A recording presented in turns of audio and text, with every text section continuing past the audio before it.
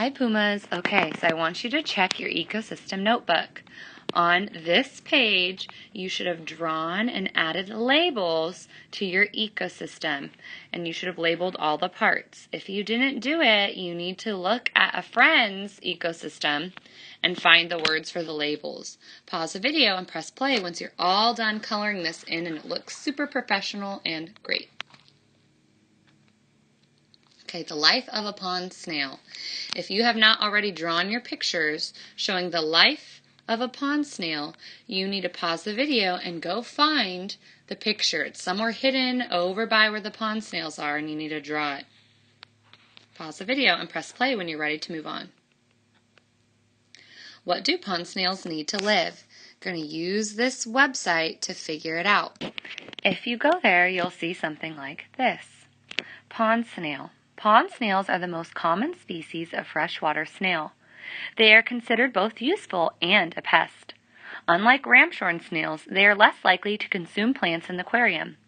They can, however, reproduce quickly, often causing overpopulation.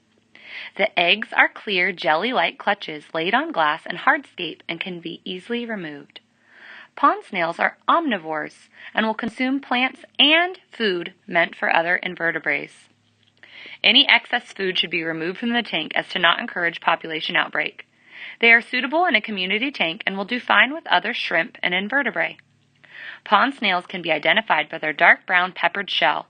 Their body can range from a light translucent yellow color to a deep brown. Their body is often dotted with tiny dark spots. Pond snails will lay batches of eggs around the aquarium. They can be seen with the naked eye and should be removed if there is an overpopulation. Pond snails, like ramshorn snails, receive a bad reputation. In smaller numbers, pond snails are excellent aquarium cleaners and will contribute to low nitrates. When feeding other shrimp and inverts, make sure they are given only enough food for them to consume in an hour. Remove any excess after this time period. Pond snails flourish in temperatures between 70 degrees Fahrenheit and 80 degrees Fahrenheit. Pond snail species vary in size. Most commonly, they are 3/4 or 1 1/4 inches in size. Pond snails can arrive in the aquarium through a number of ways. Unfortunately, once in the aquarium, using commercial pesticides will have detrimental impact upon shrimp and other invertebrates. Aquatic plants are the most likely to be hijacked. They should be thoroughly rinsed in a commercial sanitizer before being placed in the aquarium. Hardscape, such as driftwood and rocks, can also carry the eggs. They are very small in size, and hence it is recommended to also soak anything that goes into the tank in a pesticide. Feeding. Pond snails sometimes need supplemental food. Pond snails can simply be fed commercial flake and pellet food. Pond snails will consume boiled vegetables such as zucchini. Breeding. Pond snails are extremely easy to breed. They will reproduce in any aquarium with water and food. Their ease of reproduction can lead to issues with overpopulation. They can become a pest and are hard to eradicate if populations become large. When keeping pond snails, it is recommended to start with very few snails and ensure not to overfeed the aquarium. Okay, so now that we've investigated, you're going to make a tree map thinking about pond snails. So maybe talk about their food, their what they need, something about maybe overpopulation or how to avoid it. And you're telling me about the life of a pond snail. And I want to see some facts in here about their food or how to avoid overpopulation and one more thing. So if you need to, go back and type this in. Make sure you're typing it in exactly as you see it here. Or rewind this video and listen again as you take notes. How can you tell if a pond snail is alive or dead? If your snail has a trap door, then you can take it out of the water and gently tug on its door. If the snail does not resist your tugging, then it is dead. If it does pull back and close up, then it is alive. Another way is to examine the shell of the snail carefully. How can you tell if a pond snail is alive or dead? You can tell if a pond snail is alive or dead by tugging on its trap door. If it doesn't resist, it is dead. Pause the video and write down this answer or something similar. Press play when you're ready to move on. Who are the members of your group? Make sure that you've recorded their names here. Pause the video and press play when you're ready to move on. Answer these questions with complete sentences by investigating on the internet. What is fertilizer? All right, Pumas, fertilizer. Couple different definitions you can write. Fertilizer is a chemical or natural substance added to a soil or land to increase its fertility. And fertility means its ability to grow things. Or you can use this definition. A fertilizer is any material of natural or synthetic origin that is applied to soils to supply one or more plant nutrients essential to the growth of plants. So pause the video and press play when you've recorded right here, what is fertilizer? Here's our next section. How does fertilizer help an ecosystem? Fertilizer helps an ecosystem because it increases the supply of essential nutrients that boosts the growth of plants and vegetation in the soil.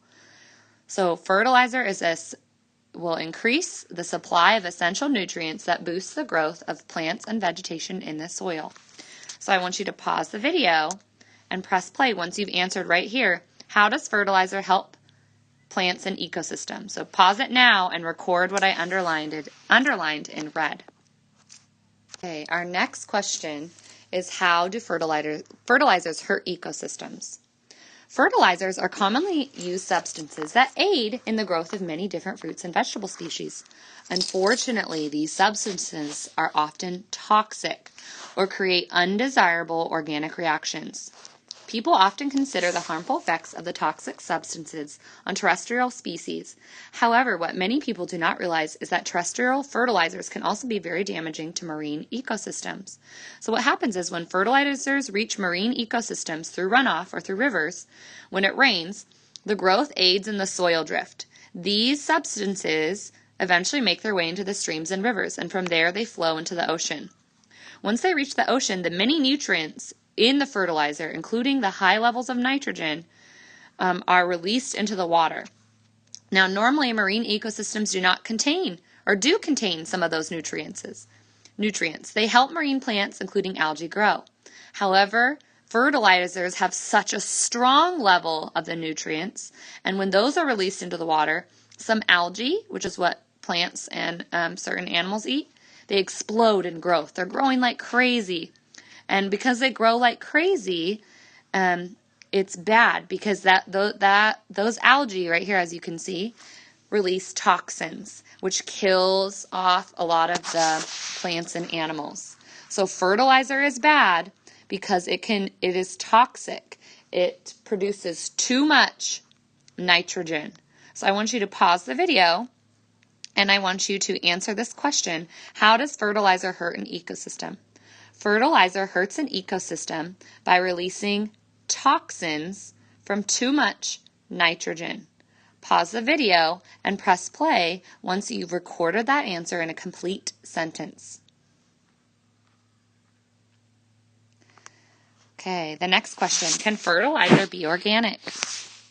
Yes, fertilizer can be organic. Remember that we've learned that certain things like decomposing fruit and dead animals, when they decompose, they can be organic. Organic means natural, and they release nutrients back into the soil. So organic means natural. So there's lots of organic or natural fertilizers such as fruit and vegetables that are rotting and dead animals.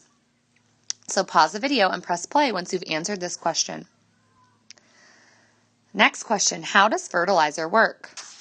So fertilizer works because it has the main ingredients in which plants need to grow. So the big ones are nitrogen, phosphorus, and potassium. And the nitrogen, especially the nitrogen element, works by increasing the plant's capacity to produce new stems and flowers for the fruit. So the nitrogen goes into the plant and it makes the plant produce more stems, flowers, and fruit.